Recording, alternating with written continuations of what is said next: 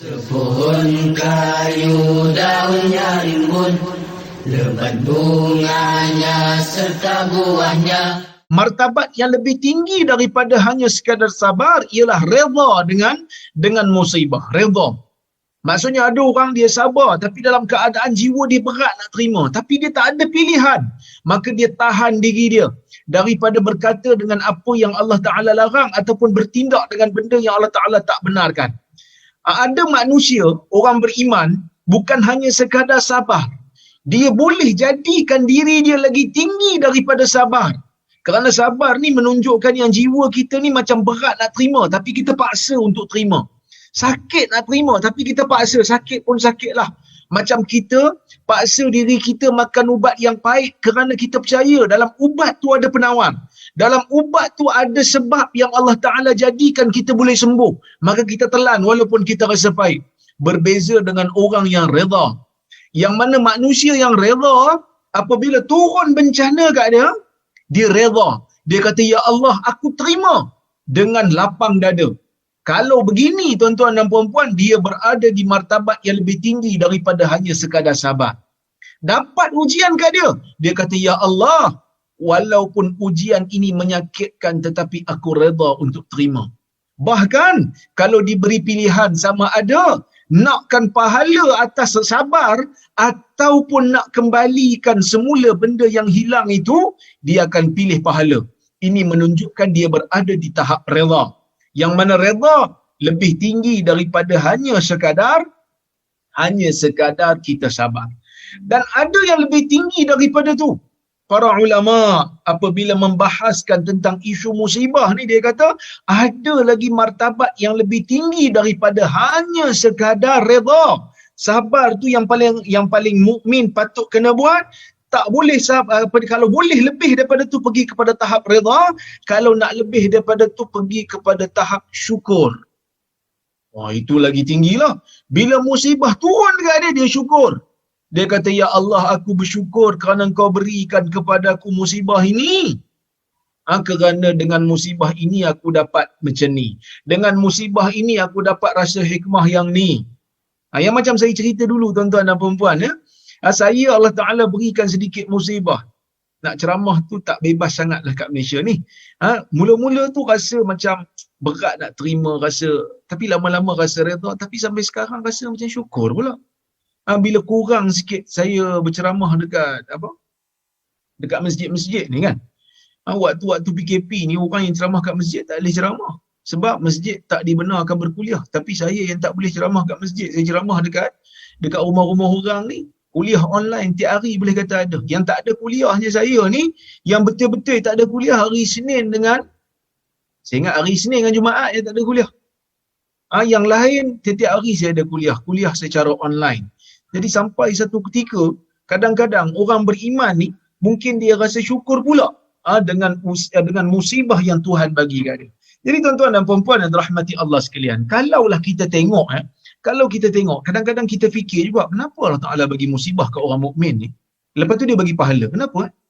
Yang pertama, nak bagi rasa orang mukmin ni rasa macam mana sedapnya ibadat. Waktu kena musibah ni lah waktu paling sedap sekali ibadat. Betul ke tak betul? Waktu ni lah kita rasa khusyuk solat. Waktu ni lah kita rasa nak sujud lama. Waktu ni lah kita rasa nak solat sunat lama sikit.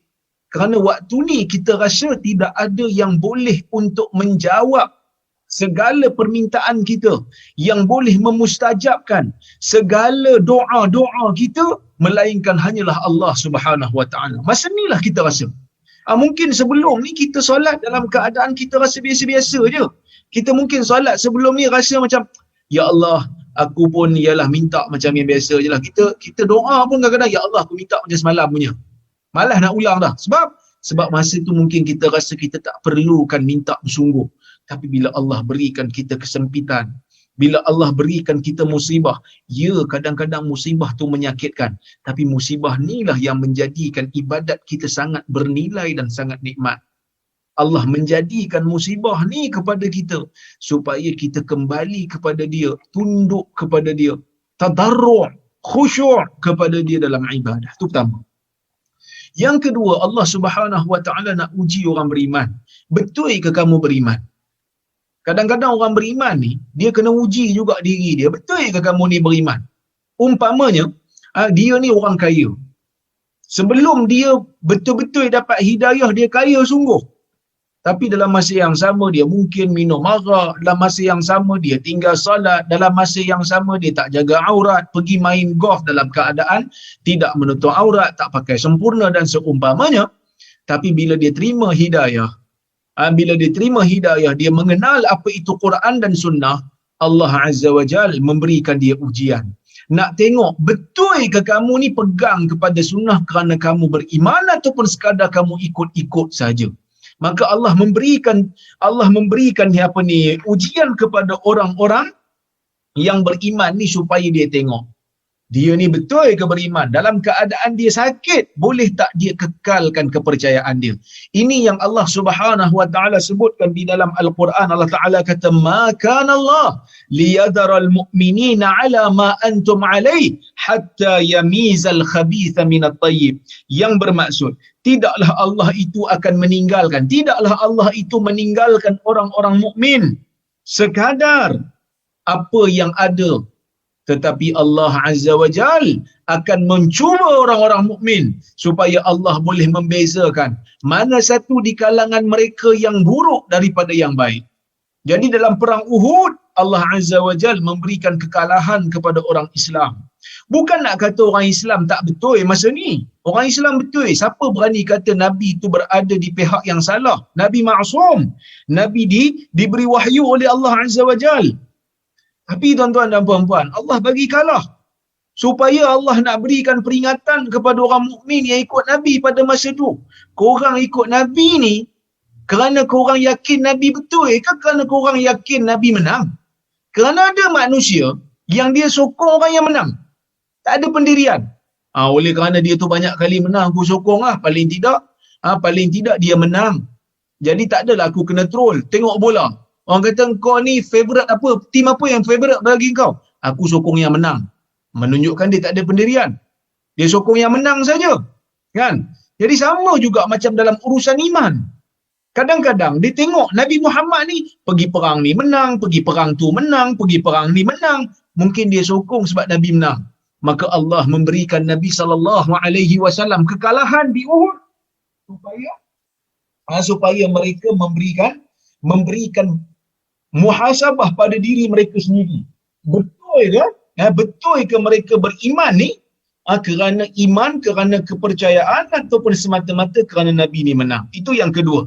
Yang ketiga, tuan-tuan dan puan-puan yang dirahmati Allah Subhanahu wa taala sekalian, musibah ni selain daripada memberi pahala dan mengangkat darjat, musibah ni juga nak bagi tahu kat kita yang dunia ni tak lama. Dunia ni hanya sekejap. Kadang-kadang kita hidup dalam dunia ni, kita lupa benda ni. Duk kejar dunia ni macam dunia ni lama sangat.